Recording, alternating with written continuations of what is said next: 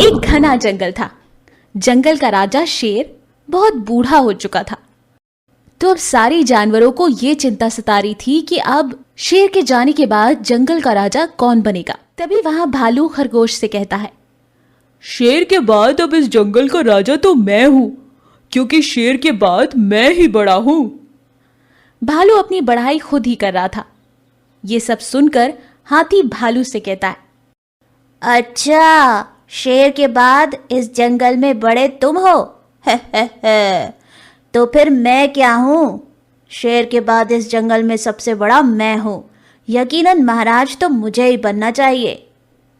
हाथी की बात सुनकर खरगोश कहता है, असल में महाराज किसे राजा बनाएंगे ये उन्हीं से पूछ लेते हैं ना। चलो। ये कहकर सारे जानवर शेर के पास जाते। तब शेर सारे जानवरों को देखकर कहता है, क्या बात है, सबका यहाँ कैसे आना हुआ? क्या जंगल में कोई समस्या है? तभी खरगोश कहता है, महाराज, वो भालू आपसे कुछ पूछना चाहता है। तब भालू डरते डरते शेर से कहता है, वो बात ऐसी है कि हाथी आपसे कुछ कहना चाहता है।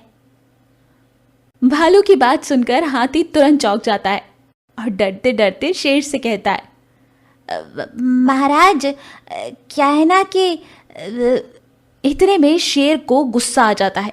वो घुर्राते हुए जानवरों से कहता है, क्या हुआ?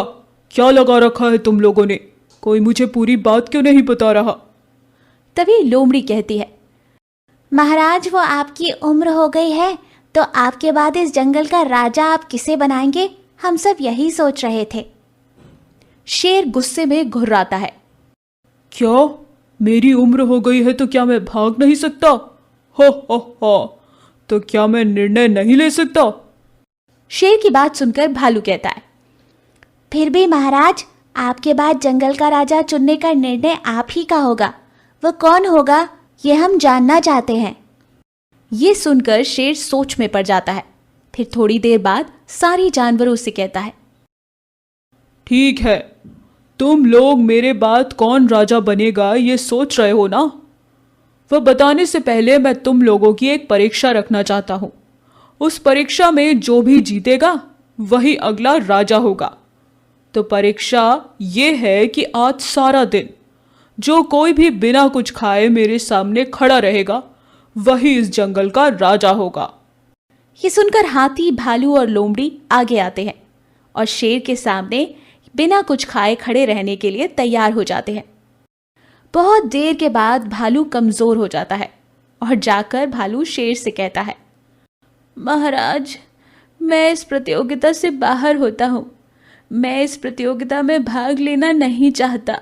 मुझे बहुत भूख लग रही है। ये कहकर भालू पासी में पड़ा केला निकाल कर खा लेता है। थोड़ी देर बाद हाथी और लोमड़ी भी कमजोर हो जाते हैं और पास में ही रखे हुए खाने को खा लेते हैं। तब शेर सारे जानवरों से कहता है, आप लोग थोड़ी देर भूख को संभाल नहीं पाते हो। कल को अगर जंगल में कोई समस्या आई तो कैसे संभालोगे?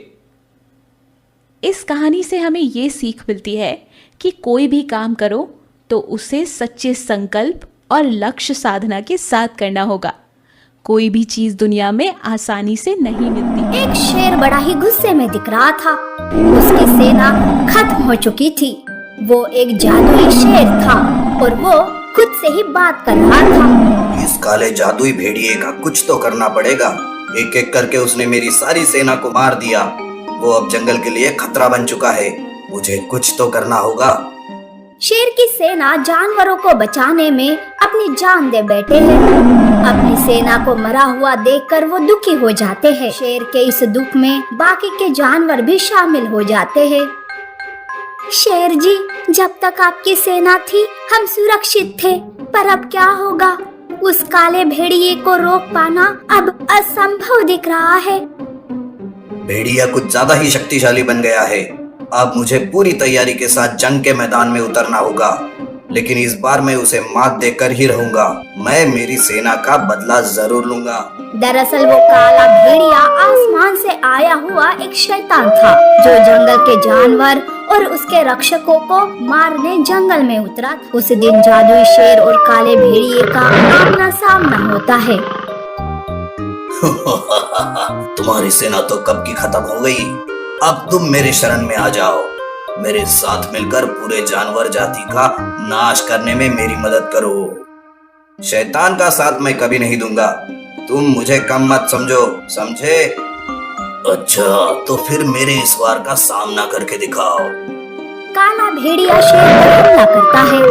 शेर उसका मुकाबला करता है, पर वो नाकामयाब हो जाता है। ये बहुत बड़ी चुनौती है मेरे सामने कि इस भेड़िए को कैसे हराऊं। मुझे अभी मुकाबला करने से पहले इसकी कमजोरी पता करनी होगी।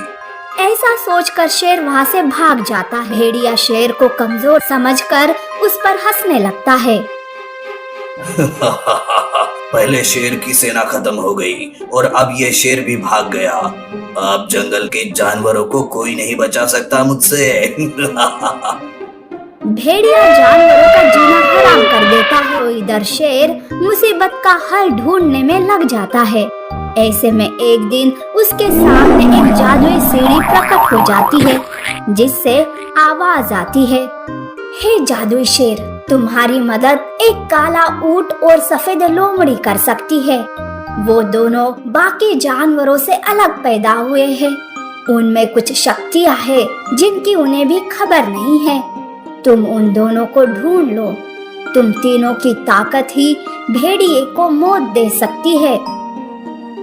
पर सफेद लोमड़ी और काला ऊंट कहाँ मिलेगा मुझे? मैंने तो बस रास्ता दिखाया है, अब तुम्हें उन्हें कैसे भी ढूंढना होगा। सीढ़ी गायब हो जाती है। तब शेर सोचता है, ऊंट तो रेगिस्तान में मिल जाएगा, पर सफेद लोमड़ी को कहाँ ढूंढूं?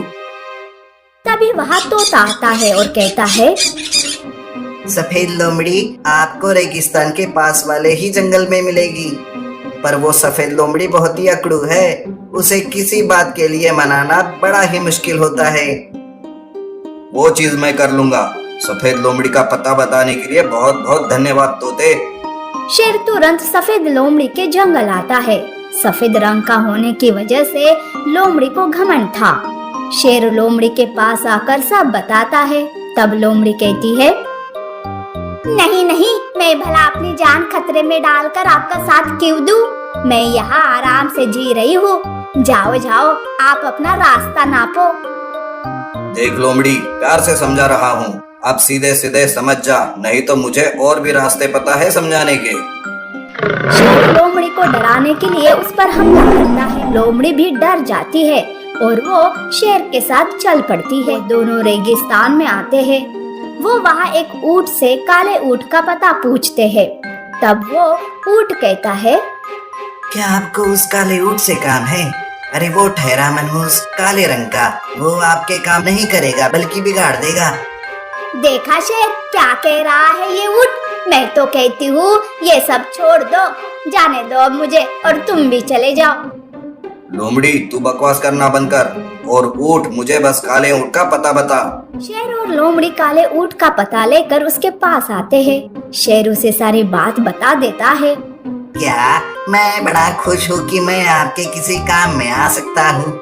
नहीं, यहाँ सारे ऊंट मेरे काले रंग की वजह से मुझे मनहूस समझते हैं। आपके काम आऊंगा तो मनहूस होने का दाग ही मिट जाएगा। वो तीनों जंगल आते हैं। तब शेर देखता है कि भेड़िए ने जंगल की हालत खराब कर दी है। तब वो गुस्से से भेड़िए के सामने आता है। बस बहुत हो गया, आज तेरा आखिरी दिन है भेड़िए। क्या तू डरपोक उस दिन भाग गया था और आज ही सफेद लोमड़ी और काले ऊंट को लेकर मुझे मारने के लिए आया? तभी अचानक आसमान से एक रोशनी सफेद लोमड़ी और काले ऊंट पर पड़ती है। लोमड़ी और ऊंट शेर में समा जाते हैं। शेर देखते ही देखते विशाल और ताकतवर बन जाता है। अब शेर भेड़िए पर हमला करता है। भयानक लड़ाई शुरू हो जाती है और इस लड़ाई में भेड़िया मारा जाता है। सफेद लोमड़ी और काला ऊंट शेर से बाहर आते हैं। अरे ये क्या हुआ था? और पता नहीं, अब तो मुझे कुछ अलग ही महसूस हो रहा है। हाँ, मुझे भी। दरअसल तुम दोनों खास ताकत के साथ पैदा हुए थे। जो ताकत आज तुम्हें पता चली है। तुम अपने अपने इलाके के रक्षक हो।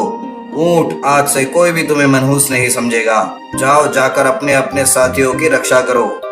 वो दोनों वहाँ से चले जाते। जंगल के जानवर भी भेड़िए के मरने से खुश हो जाते हैं।